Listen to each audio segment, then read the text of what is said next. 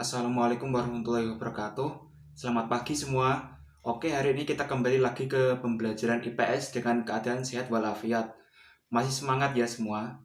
Sehubung hari ini masih dalam keadaan pandemik COVID-19, jadi sementara kita alihkan pembelajaran ini ke daring. Oke, langsung saja kita melanjutkan materi yang kemarin. Oke, kita kemarin sudah membahas materi mengenai interaksi sosial beserta bentuk-bentuknya serta ciri-cirinya. Selanjutnya kita akan melanjutkan materi yaitu lembaga sosial. Apa sih itu lembaga sosial? Lembaga sosial adalah lembaga yang anggotanya terdiri dari masyarakat yang berkumpul menjadi satu kesatuan karena adanya satu kesamaan visi dan misi. Setiap anggota yang masuk suatu lembaga sosial akan terikat dengan peraturan yang dibuat dan harus dipatuhi. Jadi, lembaga sosial yang ada bersifat mengatur tentang bagaimana individu harus bertindak, berperilaku, serta beraktivitas sehari-hari. Manusia sebagai makhluk sosial membutuhkan adanya lembaga sosial, di mana interaksi sosial dapat terjadi di dalamnya. Dengan adanya lembaga sosial, akan tercipta keteraturan sosial dalam hidup bermasyarakat. Tak hanya itu, lembaga sosial juga menjadi pedoman individu dalam bersikap serta memberikan batas-batas dalam bertingkah laku agar individu tidak menyimpang. Masing-masing lembaga sosial dibentuk atas dasar fungsi dan tujuan yang berbeda antara satu lembaga dengan lembaga lainnya. Karakteristik lembaga sosial. Adapun karakteristik dari lembaga sosial adalah sebagai berikut. A. Setiap lembaga sosial bertujuan memenuhi kebutuhan khusus masyarakat. B. Setiap lembaga sosial mempunyai nilai pokok yang bersumber dari anggotanya.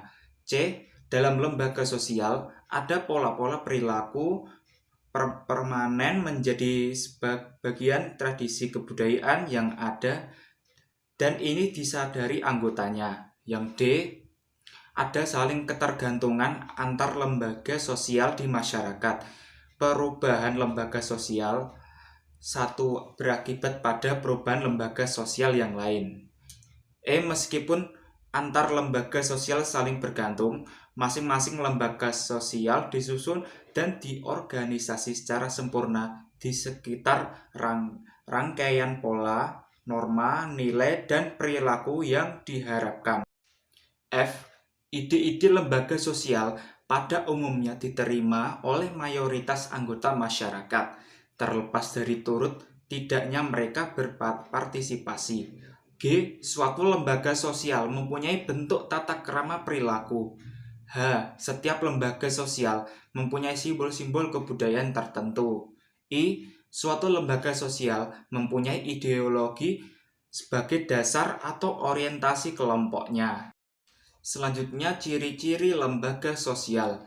Adapun ciri-ciri lembaga sosial antara lain sebagai berikut. A. Lembaga sosial adalah organisasi, pola-pola pemikiran, dan perilaku yang terwujud melalai aktivitas-aktivitas masyarakat dan hasil-hasilnya. Ia terdiri atas kebiasaan-kebiasaan, tata kelakuan, dan unsur-unsur kebudayaan lain yang tergabung dalam suatu unit yang fungsional. B. Lembaga sosial juga dicirikan oleh suatu tingkat kekekalan tertentu. Oleh karena lembaga sosial merupakan himpunan norma-norma yang berkisar pada kebutuhan pokok, maka sudah sewajarnya apabila terus dipelihara dan dibakukan. C. Lembaga sosial memiliki satu atau beberapa tujuan tertentu. Lembaga pendidikan sudah pasti memiliki beberapa tujuan. Demikian juga lembaga perkawinan, perbankan, agama, dan lain-lain. Jenis-jenis lembaga sosial. Berikut adalah jenis-jenis lembaga sosial antara lain ada 5, yaitu yang pertama, lembaga keluarga. Yang kedua, lembaga politik. Yang ketiga, lembaga ekonomi. Yang keempat, lembaga pendidikan. Dan yang kelima adalah lembaga agama. Oke, selanjutnya kita akan menjelaskan satu persatu dari jenis-jenis lembaga sosial. Yang pertama adalah lembaga keluarga. Pengertian lembaga sosial keluarga merupakan lembaga sosial yang terbentuk dari hubungan pernikahan atau hubungan darah. Lembaga sosial keluarga merupakan lembaga sosial yang paling kecil, akan tetapi memiliki peran yang sangat besar dalam kehidupan manusia. Berikut ini adalah beberapa fungsi dari lembaga keluarga, yaitu A. Fungsi reproduksi, B. Fungsi sosialisasi, C. Fungsi afeksi, D. Fungsi ekonomi, E. Fungsi pengawasan sosial, F. Fungsi proteksi atau perlindungan, G. Fungsi pemberian status. Yang kedua yaitu lembaga politik. Lembaga sosial politik merupakan lembaga sosial yang terbentuk atas dasar adanya hasrat untuk membangun dan membagi-bagi pemerintah ataupun kekuasaan terhadap masyarakat dalam hal pengambilan kebijakan ataupun keputusan. Adapun fungsi lembaga politik adalah sebagai berikut. A. Lembaga politik mengatur norma-norma tentang kekuasaan melalui undang-undang. B. Lembaga politik berfungsi sebagai pengontrol atau konflik yang terjadi. Atas konflik yang terjadi ya. C. Penyelenggaraan pelayanan kepada masyarakat. Selanjutnya yang ketiga, lembaga ekonomi. Lembaga ekonomi merupakan lembaga sosial yang bergerak di bidang pengaturan ekonomi yang mempengaruhi kehidupan masyarakat. Lembaga ekonomi biasanya sangat berkaitan erat dengan lembaga sosial politik dan pemerintahan. Beberapa fungsi dari lembaga ekonomi ialah sebagai berikut. A. Lembaga ekonomi memberi pedoman pertukaran barang. B. Lembaga ekonomi memberi pedoman tentang ketenaga kerjaan. C. Lembaga ekonomi memberi pedoman tentang cara mendapatkan barang atau bahan baku. D. Lembaga ekonomi memberi pedoman tentang harga jual barang di pasar. Selanjutnya nomor 4 adalah lembaga pendidikan.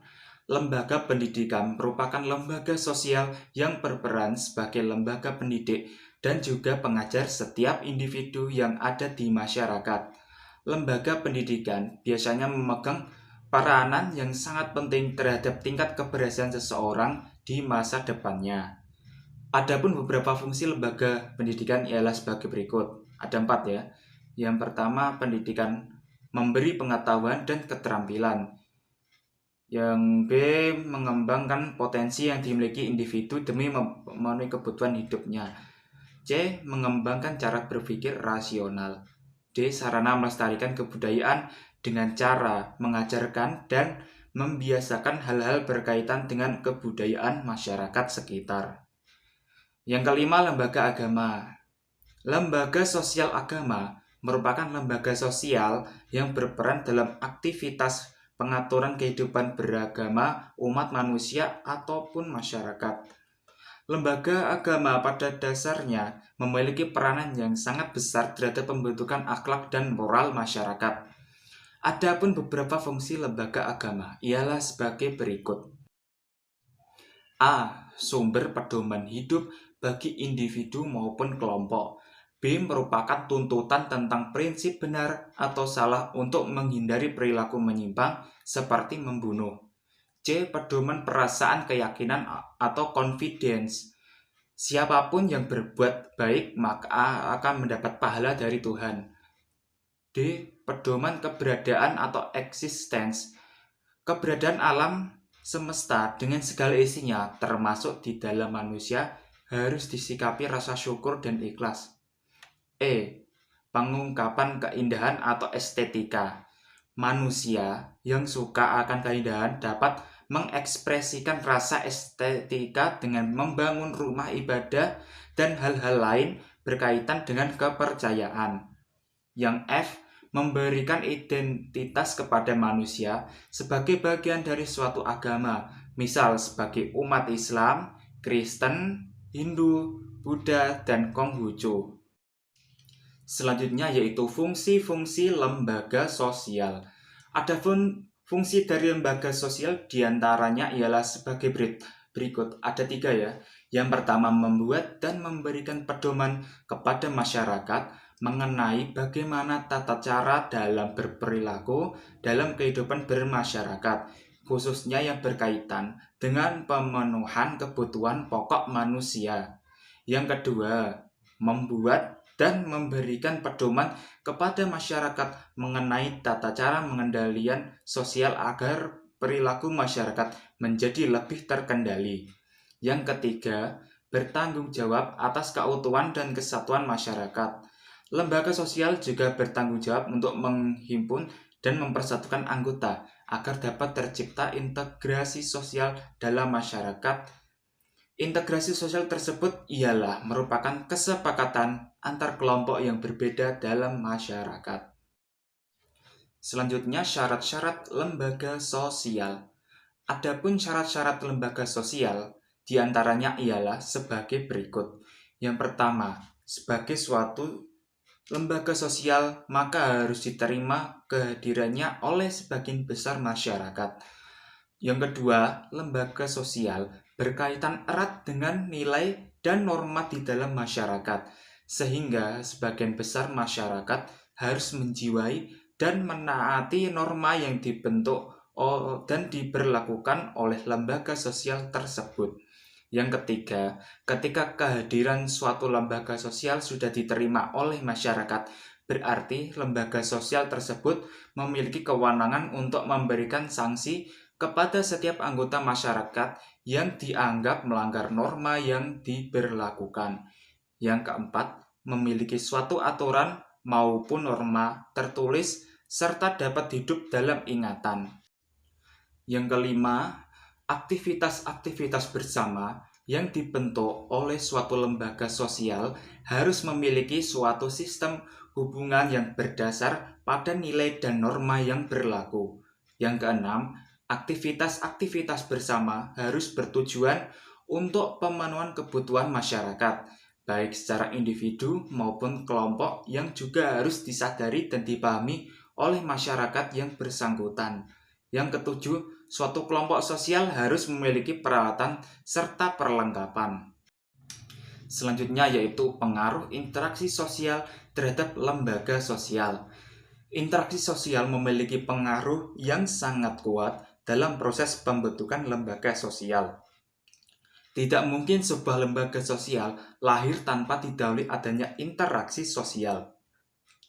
Pengaruh interaksi sosial terhadap pembentukan lembaga sosial adalah adanya interaksi sosial kemudian menimbulkan beraneka ragam jenis aktivitas manusia guna memenuhi kebutuhan pokok manusia. Kebutuhan yang beraneka ragam ini akan menjadi manusia yang berkebutuhan pokok sama berkelompok menjadi satu, sehingga akhirnya akan terhimpur dan membentuk lembaga kemasyarakatan atau lembaga sosial. Oke, itu saja yang dapat saya sampaikan materi mengenai lembaga sosial. Mungkin jika ada yang ingin ditanyakan bisa tulis di kolom komentar atau boleh juga tanya lewat WA. Sebelum saya tutup, berhubung ini masih pandemi COVID-19, saya berpesan jaga kesehatannya, jangan lupa 3M, mencuci tangan, menjaga jarak, dan memakai masker. Oke, saya akhiri, jangan lupa untuk absen. Sekian, wassalamualaikum warahmatullahi wabarakatuh.